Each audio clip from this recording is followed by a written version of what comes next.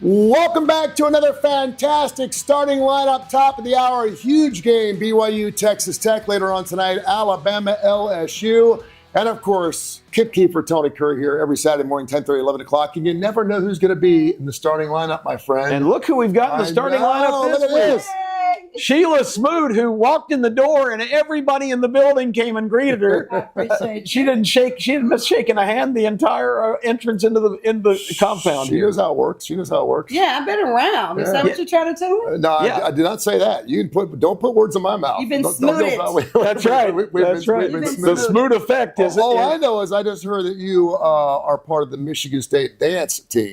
Yeah. Still, she said, I'm still part of the Michigan. Can you demonstrate for us? And when a woman brings something like that up, all right, in a sentence like that, you're going to be curried. If you're going to smoot me, I'm going to curry you. We may have to have you do a little dance on the table. I can do it, but I don't know about that table. I need my big game, my sports cream, because I'm not kicking nobody but tail. Oh, wow. I think she needs to be the head coach for Michigan State because Jonathan Smith's not working out very well. He's got to go. We got to cut him now. Running from Oregon State, a big thriving program. There's openings all over the state, Anyway, but Sheila, we're thrilled to have you on because you've got such background in Birmingham here. You've been there, done that, and then some.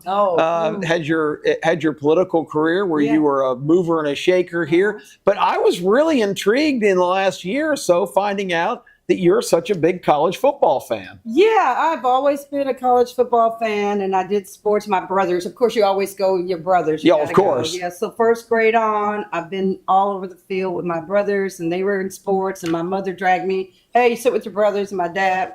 That's at that whole Michigan General Motors. It's cold. You got to do something. So I grew up around sports, and then I was a sports announcer. And then I got here and I met Dunaway. Jim, I hope you're watching. Mm-hmm. Oh, wow. He said, oh, yeah, girls don't do sports. I said, why not? So bottom line is I've always been an enthusiast, and I had attended all Auburn games for 18 years straight. I went to every home game, SEC when we did win. You all remember that. Yes. And both of the national championships. Wow. Mm-hmm. Talk a little bit about what the Auburn situation is right now, because that used to be a great job, a destination job, and now you could say it's maybe the 5th or 6th top job in the country. Maybe. You got LSU out there coming up. You got Florida. You got Florida State possibly at the end of the year. You got Penn State. Just UAB. We can go on and on and on. But what's going on with the Auburn Tigers? I think the Auburn Tigers, and first of all, I said day one they shouldn't have hired Hugh Freeze. Amen. I remember I was on the Fine Show. I said day one that wasn't a good fit, and now we're all talking about the fit. It may be that was the only person they could have gotten at that time. That might have been, but I believe that Lane Kiffin and everybody says his family got involved, his daughter got involved, and all of that. But I truly believe about a fit for a program, and the kids are a factor in that. The fans, and not just the boosters and the money, because who wants to buy an $8 ticket, right? Yeah, sure. So you have to get somebody who has the energy, who brings the swag, who brings all of what we know football as today, and things have changed and evolved. And I think Auburn was a little slow on that evolution. And, even when I heard what type of music they were playing for the kids, I mean, you can't, I like good Bible verses, but maybe not at the football. Yeah, Christian music is awesome, but it's not exactly pump you up, go hit somebody stuff. Yeah, it makes you think about it, makes you pray before you're like, well, maybe not. Well, the good news, Sheila, is the Big Freeze with cheese is still on sale at your local Jack's. So, I did go try to get the cheeseburger. Oh, that's hilarious. In Pleasant Grove, because, and guess what? It was in Pleasant Grove. I went Tuesday night. And I asked for the Hugh Freeze burger at Jackson Pleasant Grove, and the guy laughed. He says, it's the coach's burger. I said, which coach? He said, whichever coaches you want. But it was a good burger. Yeah. It was, and it wasn't frozen. And Hey, I've got to ask you, what the hell's going on with our country, with the government? I know you have been in politics. You're very, very good at what you do, and you've got to have a feeling on what's going on right now. Of course, it's been 38, 39 days now. The richest country in the world, we can't seem to get our act together. What's happening? Can you go up there and shake some shirts? I think what we need to do is get back to kitchen table issues and get back to what matters for you and me. And then I'm always on the 50-yard line, even with government. Yeah. Where can we all agree? And if we can all start at the 50-yard line, then you can go your way, you can go your way, we can all bump heads. But at some point, there's something that we all agree on. And for the state of Alabama, I agree on Alabama. Yeah. No, and Auburn. And UAB. And UAB. Yeah, and the rest UAB. of them. And so from that standpoint, I just think we get back to center with ourselves and we stay under our own umbrellas. I mean, I'm not really interested in what's going on in California and Texas. I'm interested in Alabamians. I hear you. Mm-hmm. Gosh, I wish more people thought like you. Yeah, but we can start today. Yeah. And then there's football. Yeah, and speaking of football, before we go, who's your top 3 teams right now? Who are the 3 most likely to win the national championship in your mind right now? Put you on the spot. Oh, I like it. You know, I cannot for the life of me get with the Big Ten's Indiana. I love that. I mean, I love you, Big Ten. But Tony will tell you how much I love the Big Ten. It's not natural, is it? It's like Bobby Knight. Where you at? Are you on the football field? Yeah, but this is 2 years in a row they've done this now. They have, because good coaching is good coaching, no matter what team you have. Hugh Freeze, take that note with you. Yeah. At the end of the day, I say still it's Ohio State. I say I'm going to let Indiana in there. And then on the third one, it is anybody's ball game. It could be Alabama. It could be Texas. It could be anybody.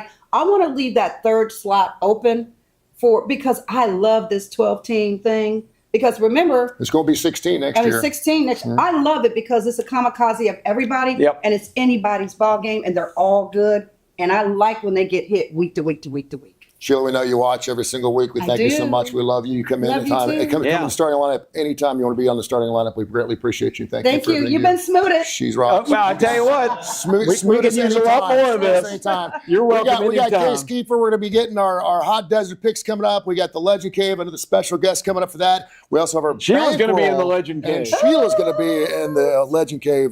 Make sure you put a jacket on. It's a little chilly in there, and for other reasons as well. Right here in the starting lineup. Welcome, everybody. Birmingham Racecourse Casino, our brand new segment. The season starts today because the College Football Playoff Committee is meeting in Grapevine, Texas.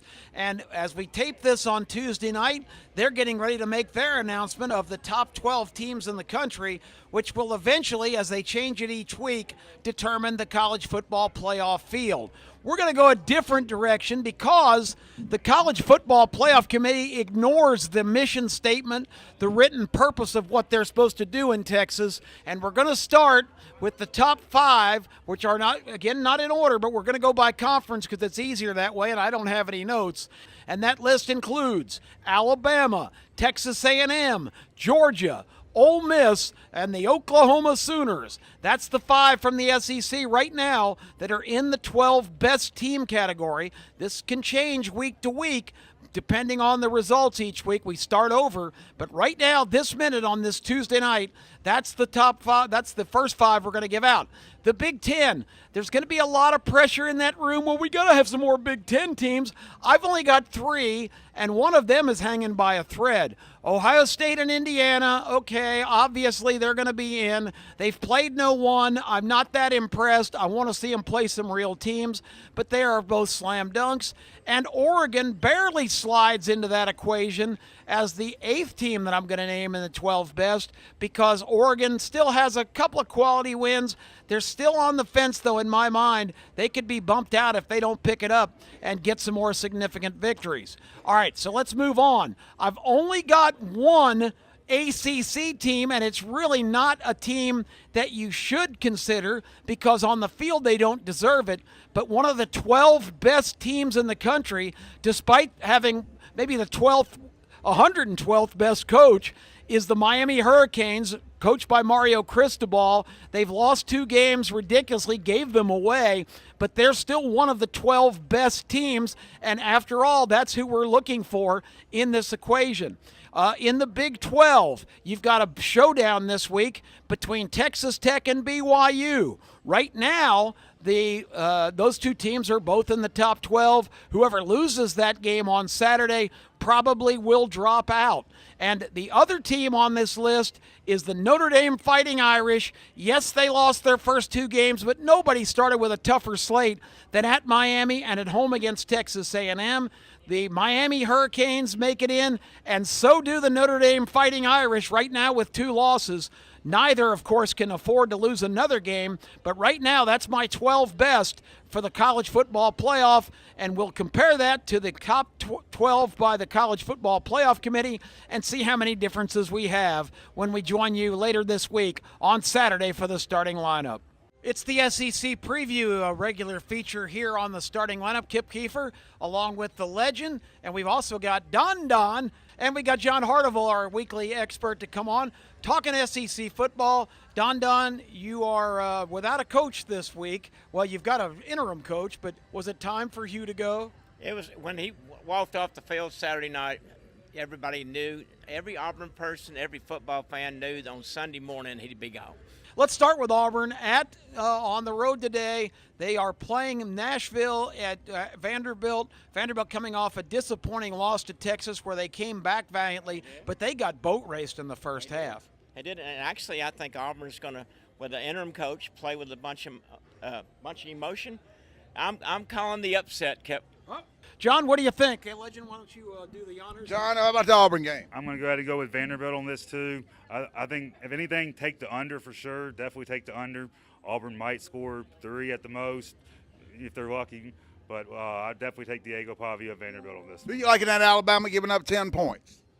I think LSU will cover the spread. It's going to be very close. It'll be closer than what the experts think on that one. It'll be a very tight game in Tuscaloosa. All right, back to Kip Keeper. I think they have a good chance to win this game. We've seen the coach bump. The coach bump has really been good this year. UCLA just clobbered Penn State after they fired their coach. Here at Brighton, Birmingham, UAB beat number 17 Memphis after firing their coach. And Florida gave a hell of an effort against Georgia. Probably should have won that game. And that was a catch. What do you think about Alabama-LSU? I don't think that's going to be a close game. I think Alabama wins by 2 touchdowns. Oh, wow. How about that? Okay, the other kind of big game this week in the conference, Texas A&M undefeated, probably going to be number 2 or 3 in this college football poll, guys. They are at Missouri, who had a week off after their disappointing loss at Vandy. How do you see it, Ledge? Well, I like all them home dogs. I like home dogs, and this is a good opportunity for A&M to get upset right here. John, what do you got? I'm going to go with Texas A&M. I think everybody with the Eli Drinkwitz situation possibly going to Florida, maybe Auburn, who knows. I think Texas A&M wins. Hey, there you have it. Back to Kip Keeper. All right, what's your prediction? I like A&M by 10. Yep, A&M riding high right now. Mike Elko is going to be a hot name in the coaching carousel. Yes. We'll find out real quick. One-word answer. Florida, are they back at Kentucky? That might be a 3-3 game, just like the Auburn-Kentucky game, okay? Oh, man. What do you got, Ledge? Yeah, they're back to insanity because that program ain't going nowhere. Kentucky, if you're going to beat them, this is the time to do it. Oh, man. There you have it, everybody. The SEC preview. Roll Tide, War Eagle. We'll find out later on today as we go to SEC action.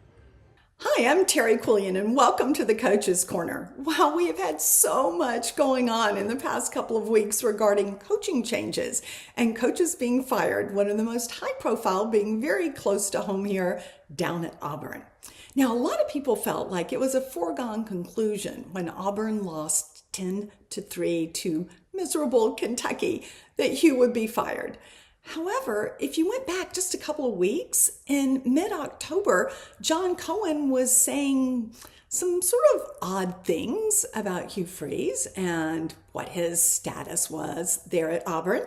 John let us know that when he was asked if Hugh was still going to be the head coach at Auburn, he said, well, when I go outside in the morning to start my car, I assume it's going to start, but maybe it will start, maybe it won't start, whatever. That kind of tortured metaphor, I was left scratching my head going, I'm assuming the football team is the car, but what are you really saying here? But on October 13th, he said that yes, there was criticism of Hugh, but he felt that Coach Freeze was really not that far off the mark of what they needed to be doing to be successful. Well, Hugh went from not that far off the mark on October 13th to being fired on November the 2nd on Sunday. So that is a big change that was going on there. So as a result, I was watching the Monday press conference by Athletic Director John Cohen. And there were some very interesting things that he said, and some that have provoked quite a deal of controversy. So one of the things he said was that he felt like at Auburn they had the best coaching job in the market, the best job available. You know, I don't really criticize John for saying that. What's he supposed to say? Hey, we have a mediocre opening in an athletic department that's got a little dysfunction going on it with donors and other people being involved. No, of course he's going to say it's a great job, but it's the rest of the things that he said that have caused people to kind of wonder. One of the things that he said was that it was completely a misunderstanding that people had. In fact, he called it a myth that donors and board members have any influence in the athletic department. He went on to say that that was not true at all, was a complete myth, and that he suspected that where it started was from people at another university in this state. So let me get this right, John. You're basically saying that the idea that donors, and one particular very large donor, has outsized influence in the athletic department at Auburn was not something that came about because it was a reality, but that Alabama fans made that up? That's really interesting because every time I've heard about that and had that situation explained to me, it was from Auburn fans and Auburn boosters who told me that, not the folks in Crimson Tide land who were saying that. So that was kind of an interesting comment, but not to worry. John assures us we should have no concerns at all because he alone is going to be 100% responsible for the hiring of the next head coach. Really? So he said that he will take input from other people. He will listen to what other people have to say, but that there is no committee. In fact, he said, quote, "I am the committee." That provoked lots and lots of people to say, is he crazy? Nobody believes that that's actually the truth. And then some others to wonder, is that a good thing? Because you know, John, you were the one who hired Hugh 3 years ago. Now, I know that you were hired on October 31st, and I know Hugh was hired in November, and there have been a lot of people who've posited that you didn't really make that hire, that that was something you were told you had to do. But in reference to that, John came out Monday and said, not one time in my career here at Auburn has any donor or member of the board told me that I need to hire so-and-so or so-and-so. He has said that that was completely a myth, and that myth was created by people out of that other university in Alabama, that he was completely responsible. So what you're telling me is the guy completely responsible for hiring Hugh 3 years ago wants you to feel confident and comfortable in the upcoming selection process because he is going to be 100% responsible for it. How are you feeling about that, Auburn family? Oh, welcome to the Legend Cave. Y'all see the belt? Y'all see who got the belt back? That's Alabama, baby. That's right, Bear. That's right, Bear. We got the belt back, baby. We carried the belt again for the SEC because we know the SEC going to win a title this year. It's going to be because of Alabama. Now, I got to thank two guests right here in the Legend Cave. The great Kelly Kitchen, great Birmingham personality, radio, TV. I mean, a legendary figure. What the Florida Gators going to do this week, brother? It's a big Gator fan right here. I hopefully not get any more players injured because we're a mass unit right now. So we'll see. I feel like I'm on the out without the sunglasses. Uh-oh, you're not putting the styling profile of Miss Sheila Smoot in the house in the Legend Cave. I don't let many Auburn fans in, but you are legendary, so I made an exception because me and Kip Kiefer is like this, and I love you too. But tell the Auburn folks what they can expect. It looks like a disaster. It looks like a disaster. It looks like a Titanic. Well, Miss Sheila, tell the Auburn fans, step forward and tell Auburn what they can expect in the Legend Cave. Well, in my MSU alumni dance team style, I will say that we're probably going to pull it out. Yes, I do think that Auburn's going to win. I think they're good. Y'all close. Y'all close. They're close, Kelly. They're close, Kelly. I have to go with Auburn. I feel the momentum. The guys are out there doing their thing. Who does Auburn play today? Do everybody know? Yes, sponsor. Huh? Mercer? Hey, Mercer. Oh, yeah, you got a win coming today. Auburn. You got a win coming today. We win today. I didn't know. Maybe the last one of the season. I didn't know. Maybe the last one. Well, it's not the Hugh Freeze team we're going to see, so. Who's going to get hired down there? Who's the next coach? You know what? I'm not feeling, unfortunately, no disrespect, the Tulane coach. I'm just not. I know he's been in SEC. I need something like, remember all those coaches you guys had before you got Nick Saban? Yeah. I'm looking for The Bows. I'm looking for. Sheila. I think Sheila's I'm not, available. Sheila DeVos. Oh, yes, he is. He got hired, too. I'm looking for somebody that just blows up the plains with all the elements they need. And I don't care how much it costs, Auburn. You didn't already pay everybody else anyway. Kelly, tell us who's going to get the Florida job. I don't think Miss Sheila, anybody in Auburn knows who's going to get the Auburn job. They don't know who they hired. They don't know who. I like Eli Drinkwitz a little bit. But I don't want anybody from a conference that can't compete. Kelly, who's getting the Florida job? I want to say Lane Kiffin, and if Scott Strickland does not come home to Lane Kiffin, I think the Florida Gators will riot. So I'll go with Lane Kiffin, and that's it. You know Pete Golden comes along with that. You know Pete Golden comes along. Hey, in the Atlantic Cave, we love you. Miss Sheila Smoot, political royalty. Mr. Kelly Kitchen, radio royalty in the Atlantic Cave, LSU. You say it. Go Legends! Remember, it's just a game. Don't be like that in sports, I'm saying. Hey, it's Case Kiefer back again for another edition of The Vegas Heaters. I'm a longtime sports bettor and sports betting writer, along with the sports editor of Greenspun Media Group, which includes Las Vegas Sun and Las Vegas Weekly. Now, I keep carrying this football into the segment here, but we haven't talked a whole lot of football in the Vegas Heaters, except for in the bankroll competition, which I will have 3 more plays at the end of this. But I want to push it back one more week. No football today because I've previewed all these sports coming up, and I'm kicking myself that we didn't toe into college basketball last week. So let's do it now. I know the rest of the guys are going to be getting you ready for a big SEC football Saturday, but hey, it is a big SEC basketball Saturday too, so some thoughts on those games. But first, overarching thoughts on the conference. To me, one of the reasons why I can't believe I didn't talk about it last week is because I already feel like one of my thoughts is playing out. I would have said from a conference futures perspective, I'm looking to take swings against Florida. Now, Florida came into the year a plus 180 favorite to win the SEC, and that was just wrong to me. I mean, you're probably getting deja vu if you watched me in the tournament last year pick against them left and right, and they proved me wrong, obviously. Heartbreaking losses with Texas Tech,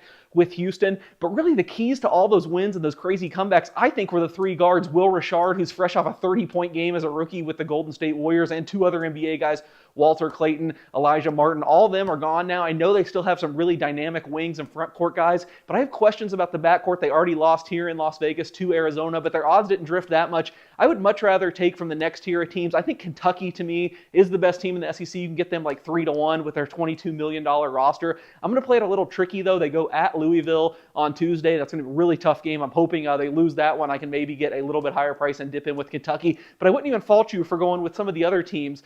Tennessee, they have such a standard of excellence now there under Rick Barnes. I feel like one of these years they break through and get it done. I've seen them as high as 7-1. Maybe you look there. Alabama, I love what Nate Oates has built. Don't really love this roster as much as the last few, but maybe you look at them as a long shot. That one other team I would avoid, probably Arkansas. I mean, talent-wise, they could get it done, but do they have the shooting? And I don't really trust John Calipari from an X's and O's standpoint at this point of college basketball, so I'll be looking against them too. So I'm going to bet Kentucky at some point. I say just take one of your 2 favorite teams. I just don't think Florida should be the favorite here. They don't won the SEC in 11 years. I know they ended up winning the tournament last year, but the actual conference title, it's been a long time. I think just because they won the national championship, those odds are out of whack. So 4 big games in the SEC non-conference schedule this week. Right after the show, Alabama going to Madison Square Garden to take on St. John's. And we're recording this a little bit early, so I can't tell you exactly what the line is, but I can tell you if there is a plus next to Alabama's name, I will be betting the Crimson Tide today. I think St. John's, one of the more overrated teams in the country. Great story last year with Rick Pitino.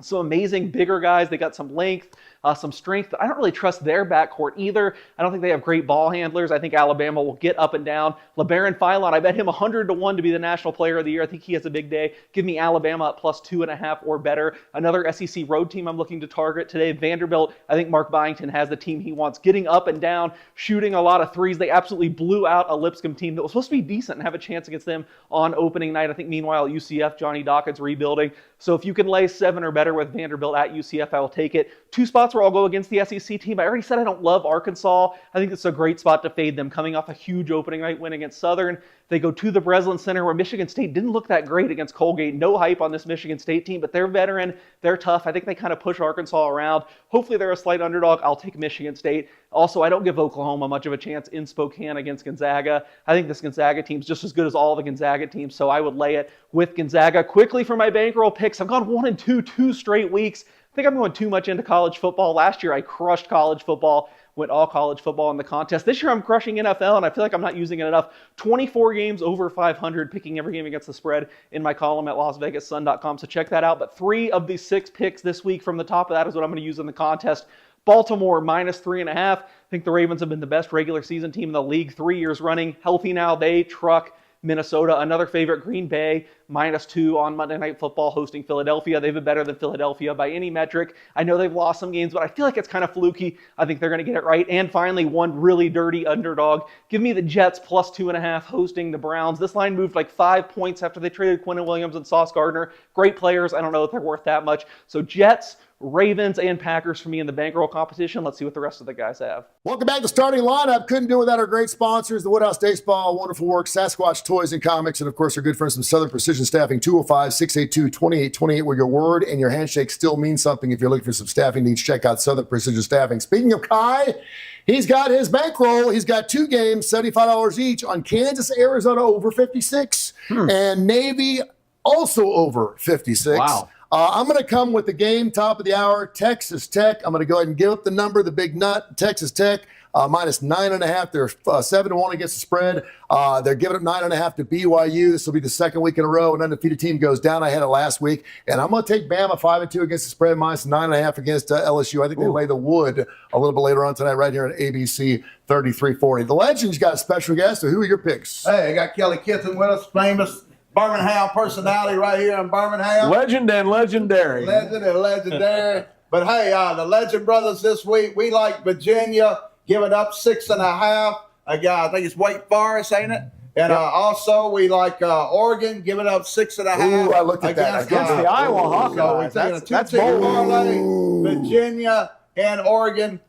That's our Legend Brother 2-team parlay of the week. Who you like, Kelly? I actually like Kentucky over Florida. Oh, no! This is a gator! It is. But Eugene Wilson's out.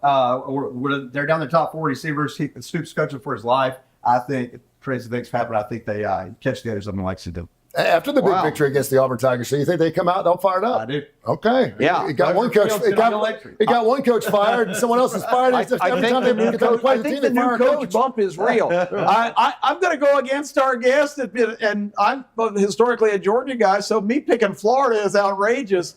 But I cannot see Kentucky winning 2 weeks in a row in the SEC. It's impossible. Mark Stoops will screw it up. I'm taking the all-Florida 2-teamer here. Florida Gators Saturday, and give me the Tampa Bay Buccaneers at home on Sunday to cool off the red-hot New England Patriots. The people are already calling their man. That's right. They're like, I just heard Kim Kiefer say it on ABC 3340. Tell them I'll only take 10,000. Give me the Florida parlay. Give me the Florida parlay. Yes, absolutely. All right, the starting lineup. Thanks again to Sheila for joining us on the show. Sheila Smoot. We've all been Smoot, and we are better for it. We thank you so much for being on the show, and of course, we'll get after it. Top of the hour, undefeated BYU, Texas Tech, the Raiders, and of course, later on tonight, LSU and Alabama. Enjoy your full day of great college football right here on ABC 3340.